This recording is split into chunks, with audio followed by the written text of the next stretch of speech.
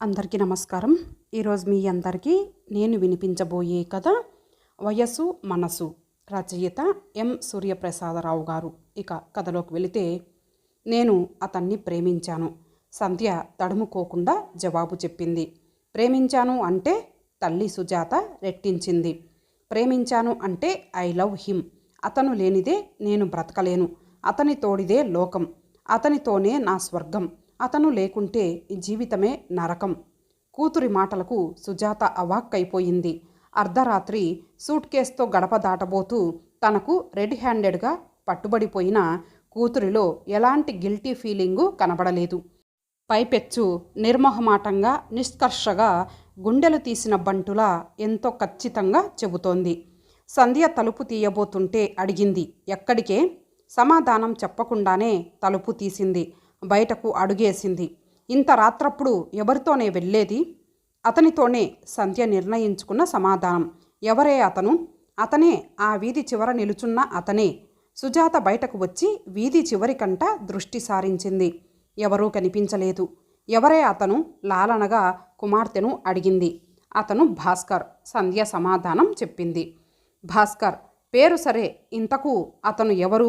ఏం చేస్తుంటాడు? ఏ ఊరివాడు? సుజాత అడగాల్సిన ప్రశ్నలన్నీ అడిగేసింది. అతను భాస్కర్ అనే తెలుసు. డిగ్రీ కంప్యూటర్ సైన్స్ చదివాడు. ఇక్కడ ఏదో కంప్యూటర్ సెంటర్లో పనిచేస్తున్నారు. సంధ్య అమాయకంగా చెప్పింది. అసలు మీ ఇద్దరికీ ఎలా పరిచయం కలిగిందే? కుమార్తె ప్రేమ వృత్తాంతం ఆమెకు తెలుసుకోవాలని అనిపించింది. తలుపు గడియ వేసి హాల్లోకి తీసుకువచ్చింది. ఏముంది, అతను రోజు నన్ను ఫాలో అయ్యేవాడు. మొదటి వారం రోజులు పట్టించుకోలేదు. మరో వారం రోజులు ఫాలో అవుతూ మమ్మల్ని దాటిపోయి ఎదురుగా వచ్చేవాడు. మేం ఇద్దరం ముగ్గురం ఉన్నా ప్రత్యేకించి నన్నే చూసేవారు. సంధ్య తన్మయత్వంగా చెప్పుకుపోతూనే ఉంది. ఆ రెండో వారం నన్ను కనుల నిండుగా చూసేవాడు. మూడో వారం నన్ను పేరు పెట్టి పిలిచాడు. ఆదివారం ఎక్స్ట్రా క్లాసులున్నా ఫాలో అయ్యేవాడు. నాలుగవ వారం మొదటి రోజున ఐ లవ్ యూ అన్నాడు. రెండో రోజు ఐ లవ్ యూ సంధ్య అన్నాడు. ఆ వారమంతా ఐ లవ్ యూ నామజపం చేశాడు. ఆ 3 అక్షరాలు నాకు మతిపోయేలా చేశాయి. 10 రోజుల పాటు ఐ లవ్ యూ నామజపం చేస్తూ నా చుట్టూ ముమ్మారు ప్రదక్షిణలు చేసేవాడు. అంతే, నువ్వు మనసు పారేసుకున్నావు గదూ? సుజాత సంధ్య మాటలకు అడ్డు వచ్చింది. అవునమ్మా, మనసు పారేసుకున్నాను. అభిమానంగా, ప్రేమగా పిలిచేవారి ముందు, మనల్ని ప్రేమించేవారి ముందు మనసు పారేసుకుంటే తప్పేముందమ్మా? అమాయకంగా అంది. అంటే లవ్ ఎట్ ఫస్ట్ సైట్ అన్నమాట. తల్లి మాటలకు సంధ్య తలదించుకుంది. I love you, I love you, I love you. టీవీల నుండి, స్టేజ్ షోల నుండి, సినిమాల నుండి వినిపించే ఒకే ఒక తారక మంత్రం. అది తప్పితే జీవితంలో మరొకటి లేదని, అది లేకపోతే జీవితమే శూన్యమని, జీవితాన్ని ఆ ప్రణవ మంత్రానికి, ప్రణయ మంత్రానికి అంకితం చేసుకోమని ప్రబోధించే సన్నివేశాలు, సంఘటనలు ఎన్నెన్నో. యువతను హిప్నటైజ్ చేసే పవర్ఫుల్ ఎలక్ట్రానిక్ మీడియా సందేశాల ఫలితం, సందేహం లేదు. దాని ప్రభావం తన కుమార్తెపై పడింది. దాని నుండి సంధ్యను రక్షించుకోవాలి. అతడి కులం గురించి అడగను, గోత్రం గురించి అడగను. అతనికి నిన్ను పోషించగలిగే సంపాదన ఉందా? నీ కనీస అవసరాలు తీర్చగలిగే ఆదాయం ఉందా? పెద్దల్ని ఎదిరించి రమ్మన్న నిన్ను సరిగ్గా చూసుకోగలిగే ధైర్యం ఉందా? అడిగింది. ఉందనే అనుకుంటున్నాను. సంధ్య నీళ్లు నమిలింది. ధైర్యం ఉంటే అతను నన్ను చూడగానే ఎందుకు పారిపోయాడంటావు? అతను నిన్ను ప్రేమించలేదు, నీ డబ్బును ప్రేమించాడు. అది ప్రేమ కాదు, ఆకర్షణ. నువ్వు తీసుకువెళ్ళిన డబ్బు అయిపోయిన తర్వాత నిన్ను చెత్త కుండీలోకి విసిరేస్తాడు. సుజాత కూతురి ముఖంలో రంగు మార్పిడి చెందడాన్ని జాగ్రత్తగా గమనిస్తోంది. అమ్మా, సంధ్య భయపడింది. అవునురా, టీనేజ్ మహాత్మ్యమే అంతా. 13 నుండి 19 నిండేదాకా లోకమంతా ఓ అందమైన హరివిల్లులా కనిపిస్తుంది. కనుల ముందుండే జీవితం ఓ రంగుల కలలా ఉంటుంది. మెరిసేదంతా బంగారము కాదు, ఆకర్షణ అంతా ప్రేమ కాదు. భాస్కర్ నిజంగా నన్ను ప్రేమించాడమ్మా. నేను లేకుండా జీవించలేను అంటున్నాడు. నేనే లేకపోతే బ్రతకలేను అంటున్నాడు. పెళ్ళంటూ చేసుకుంటే నన్నే పెళ్లి చేసుకుంటానంటున్నాడు. లేకపోతే ఆత్మహత్య చేసుకుంటానంటున్నాడు. సంధ్య అర్థోక్తిగా ఆగింది. మరి నీ సంగతేమిటి? సుజాత అడిగింది. నేను అంతేనమ్మా, పెళ్ళంటూ చేసుకుంటే అతన్నే చేసుకుంటాను. అతన్ని చేసుకోకపోతే సుజాత రెట్టించింది.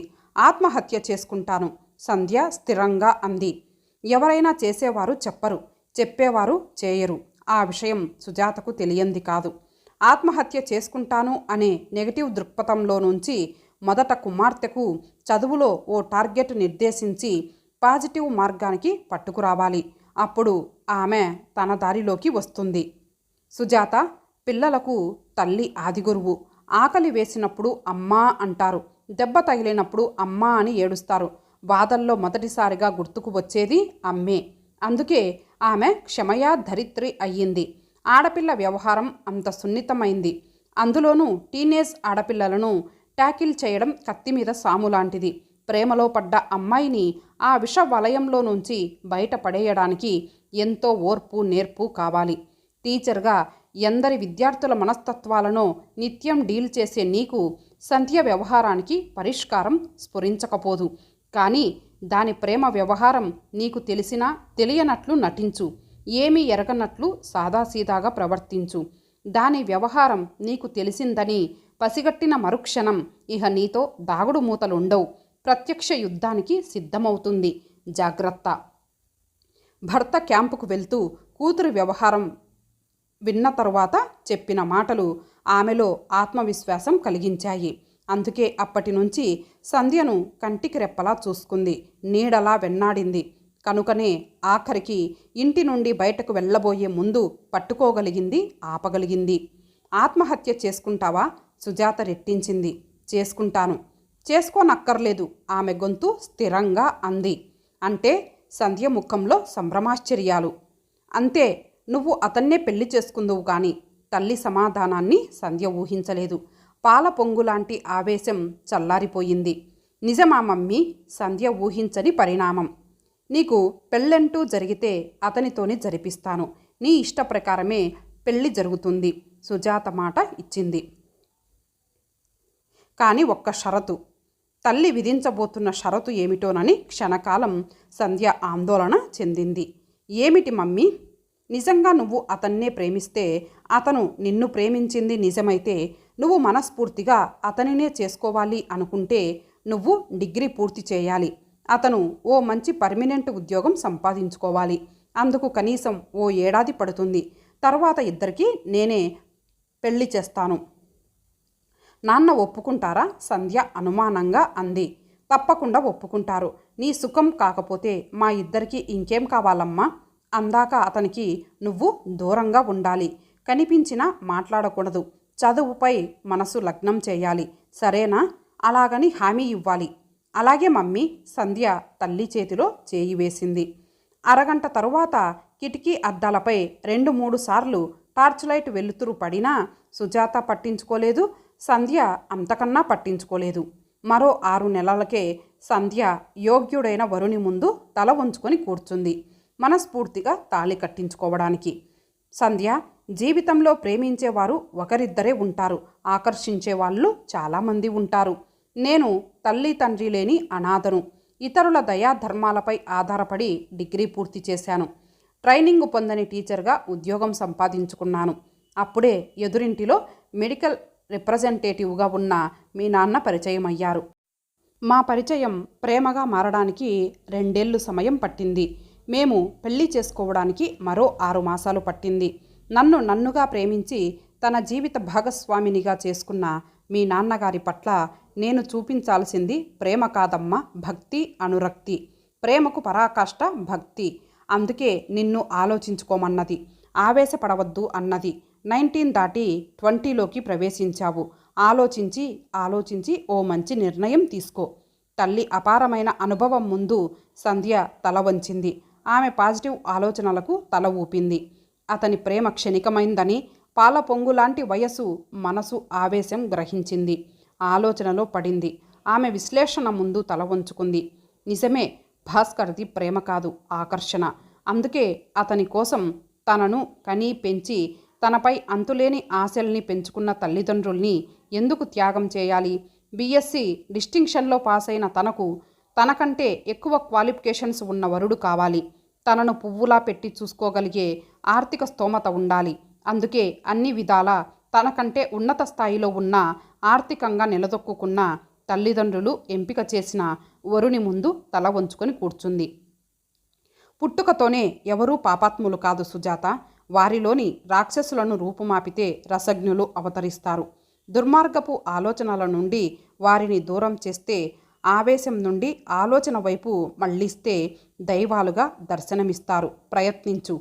సంధ్యలోని దురాలోచనను దూరాలోచనగా మార్చడానికి ప్రయత్నించు. ఆ స్థానంలోనే విచక్షణా శక్తి, వివేచనా సామర్థ్యం మొలకెత్తుతాయి. ఆ శక్తే ఆమె భవిష్యత్తుకు బంగారు బాట వేస్తుంది.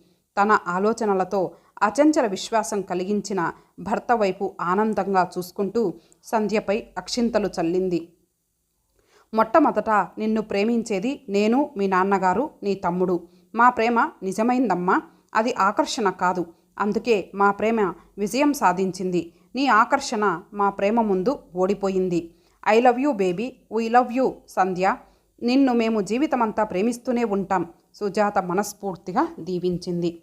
ఇంతటితో ఈ కథ సమాప్తం. మరలా మరొక మంచి కథతో కలుద్దాం. అంతవరకు సెలవు. నమస్తే.